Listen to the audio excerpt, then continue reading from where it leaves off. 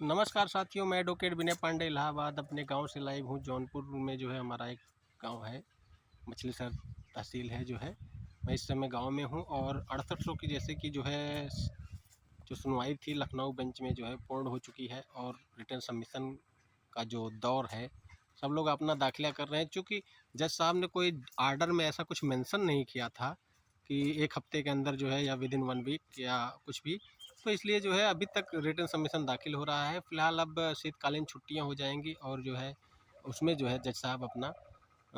Order हो सकता है लिखें।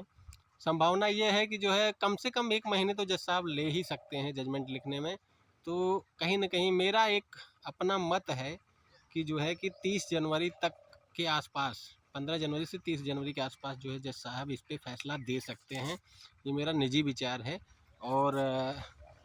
बाकी जो है जजों पर कोई भी वो नहीं होता है। जज जो है उसको 6 महीने में दे चाहे 1 साल में दे, लेकिन सुप्रीम कोर्ट की एक गाइडलाइन है जिसके अनुसार कोई भी जजमेंट जो है मैक्सिमम 6 महीने में दे देना चाहिए और 3 महीने के बाद 90 दिनों के बाद जो है पैरवी कार जो है उस पर जो है जज साहब को एक बार जो है याद दिला सकते हैं कि सर जो है आपने जो जजमेंट रिजर्व किया था उस पर क्या कब जो है, तो वो 3 महीने के बाद जो है 90 दिन बाद वो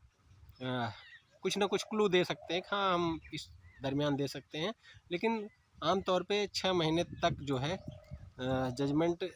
सुप्रीम कोर्ट की गाइडलाइन है कि 6 महीने के अंदर दे देना चाहिए रिजर्व जजमेंट। लेकिन कोई बाध्यता नहीं है, गाइडलाइन है, ना कि कोई उसको अनिवार्य जो है आदेश है। तो इस तरह से जो है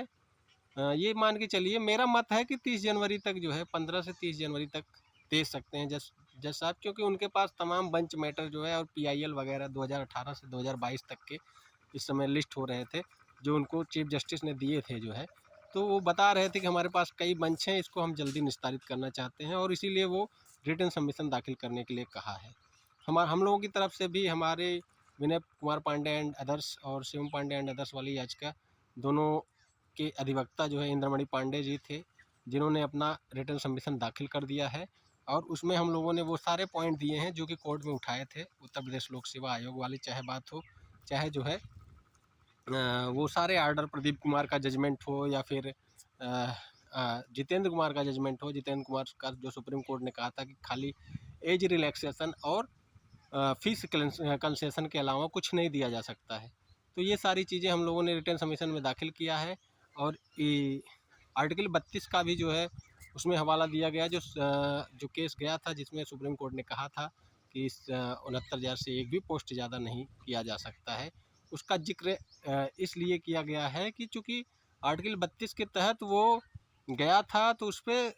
उसने सुप्रीम कोर्ट ने एक इसलिए एंटरटेन नहीं किया क्योंकि जो है वो जनहित याचिका उसके तहत जाती है और उसने जो है नियोक्ता को आदेश करने से मना कर दिया था। यानी कि कोर्ट ने जो है ये नहीं कहा है कि 69,000 से पोस्ट ज़्यादा ना हो, उसने ये कहा है कि हम आदेशित नहीं कर सकते हैं आर्टिकल 32 के तहत। तो ये सारी बातें हैं देखिए, और इससे हम लोग कहीं ना कहीं ये कहेंगे कि हम अगर भर्ती में कमियां दिखाएंगे तभी हमको एक्स्ट्रा पद मिलेंगे कि 6800 की सिर्फ 6800 की नहीं हो सकती, या तो 6800 प्लस 6800 हो या 6800 रद्द करके 3400 प्लस 3400 हो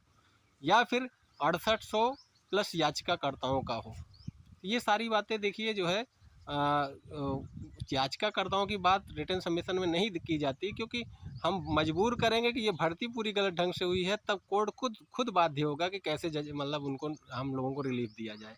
ये नहीं कि हम पहले से ही अपना सरेंडर हो जाएंगे हमको याची रिलीफ दे दीजिए, तो इस ऐसे जो है जज मतलब नहीं संतुष्ट होता, उसका मतलब कि इनका पक्ष कमज़ोर है, इस वजह से ये लोग ऐसा मांग रहे हैं।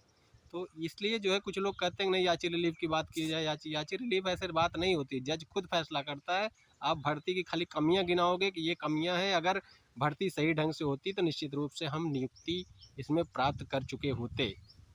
तब जो है जज बाध्य होता है। याची रिलीफ की बात स्वयं से नहीं की जाती मित्रों, ये जो है जज खुद फैसला करता है और किस कैसे न्याय देना है उसको वो खुद लिखेगा जज। फिलहाल तो देखिए इसमें 2 ही याचिकाएँ अलाउ हो सकती हैं, 6800 की और जनरल वालों की। इसके अलावा जो भी हैं, चाहे दीपिका भारती पटेल की है, चाहे जो है ये 27-21% वाले, इन लोगों की याचिका खारिज होना तय है। ये सुप्रीम कोर्ट भी जाएँ, डबल बेंच भी जाएंगे, सुप्रीम कोर्ट भी जाएंगे, लेकिन इनके मुद्दे में दम नहीं है तो कोई स्टे नहीं होगा, इस दरमियान भर्ती हो जाएगी। अगर जो है सिंगल बेंच से आर्डर हो जाएगा तो इन लोगों की चाहे कहीं भी फुदक के चले जाएं, उनका कुछ नहीं होगा। नियम और कानूनों के मुताबिक खाली 6800 और जनरल की याचिका, जनरल की तो मोस्ट जो है वो है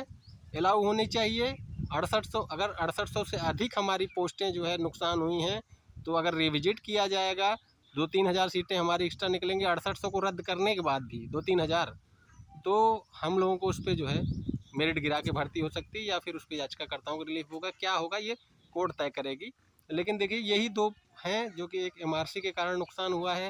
मतलब 6800 का मेरे हिसाब से, क्योंकि जो है इसमें गलत ढंग से जो है एक सुप्रीम कोर्ट का जजमेंट था उसके हिसाब से जो है कुछ गलत हुआ है। तो देखो वो चीज़ें साबित ये लोग नहीं कर पाए हैं कोर्ट में। अब ये चीज़ें जो है आगे देखेंगे आर्डर आने के बाद। धन्यवाद मित्रों, मैं एडवोकेट विनय पांडे, इलाहाबाद।